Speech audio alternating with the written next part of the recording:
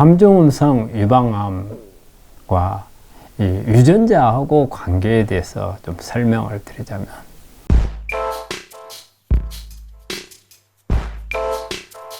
우리 삼중음성 유방암이다. 이 삼중음성이라고 말 자체가 유전자를 표현하는 겁니다. 세 가지 유전자가 없다. 즉, 호르몬, 에스트로겐, 프로제스테론. 그게 음성이고, 그 다음에 헐투라는 상피세포 성장인자라는 거거든요. 이게 이제 음성이라는 거거든요.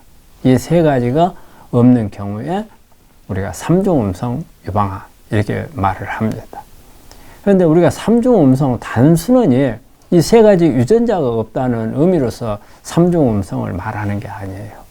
여기에는 여러 가지 내포된 의미가 있는데, 가장 큰 거는 다른 어떤 유방암에 있어서 보다 삼중음성 유방암이 여러 가지 치료가 어렵다는 거죠. 그 다음에 애우도서 그렇게 좋지 않다는 거. 이런 부분 때문에 이제 문제가 되는데, 이것도 마찬가지로 우리가 요즘에 치료하는 것은 수술하고 항암, 방사선 하거든요. 근데 이제 이것만 하다 보니까 어떤 다른 유방암에 비해서는 조금 더 악성인데 치료 방법은 똑같아요. 그러다 보니까 결과적으로는 뭐예요? 애우가 안 좋아지는 거죠. 빨리 악화가 되고. 그리고 어떤 사람은 삼중음성이라도 경과가 그렇게 썩 나쁘지 않는 사람들도 있어요.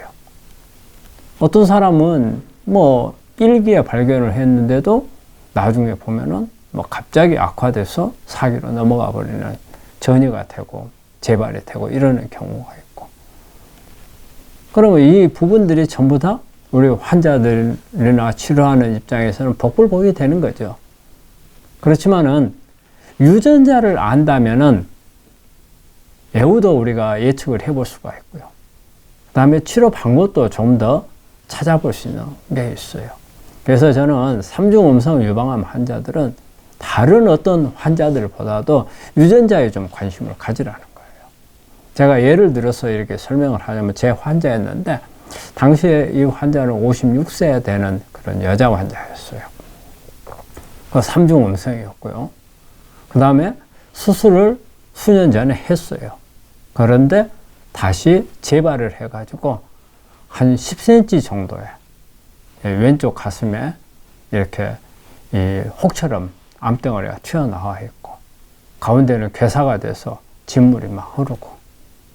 근데 이 환자가 삼중음성이면서도 그런 덩어리가 있는데도 불구하고 다른데 전이가 없었어요.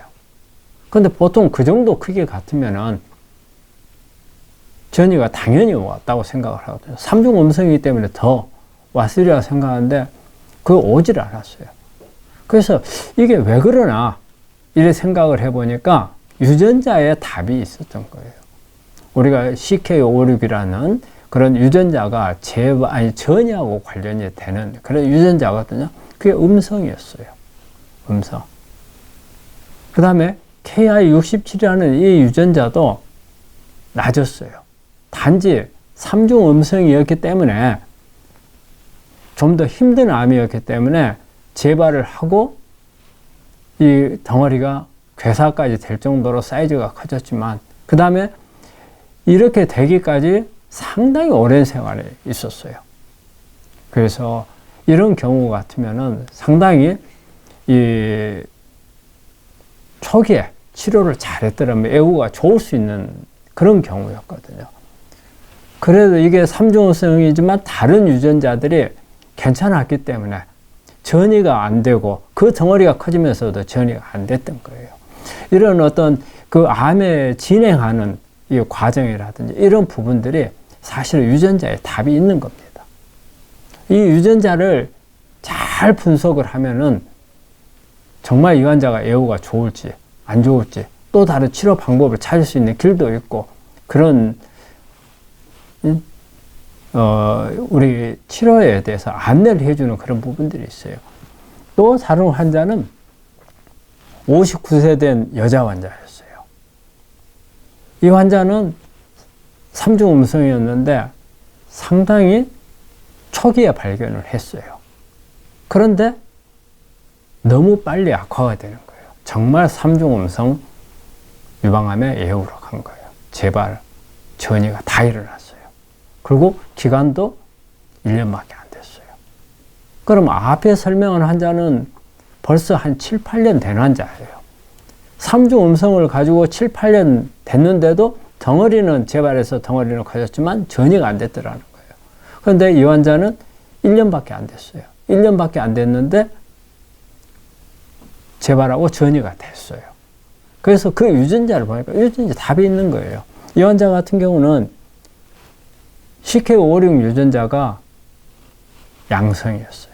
재발 전이할 수 있는 그런 유전자가 양성으로 그것도 하이 포지티브로 떴어요.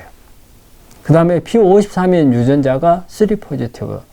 그러니까 세포를 죽이지를 못하나. 그죠? 그 다음에 또 하나가 KI60도 70에서 80%가 나왔어요. 그러면서 3중 음성이었어요.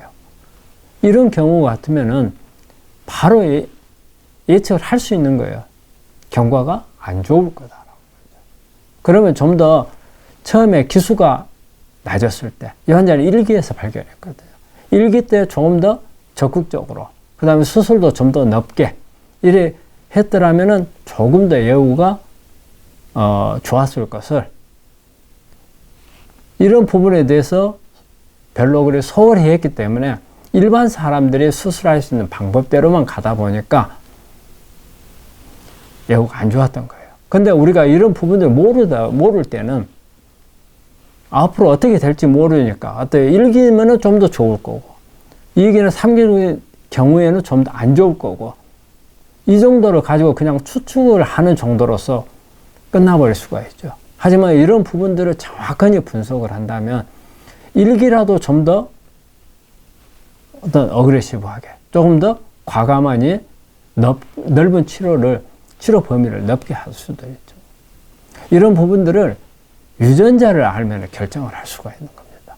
그래서 저는 우리 3중 음성 유방암 환자들한테는 제가 보는 환자들한테는 NGS라는 그 유전자 검사를 하라고 권합니다.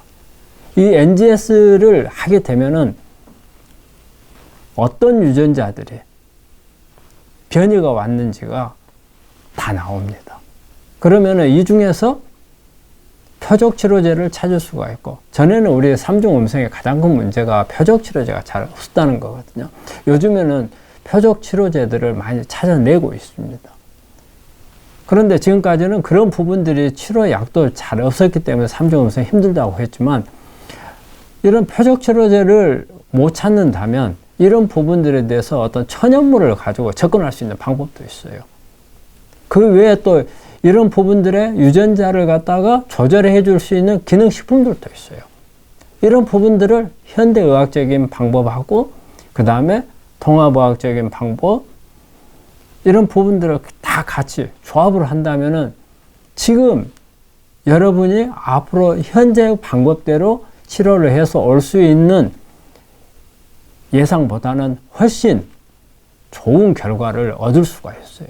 그래서 저는 다시 한번 강조를 드리지만 3중 음성 유방암 환자들은요, 저는 NGS 검사를 꼭 받기를 바랍니다.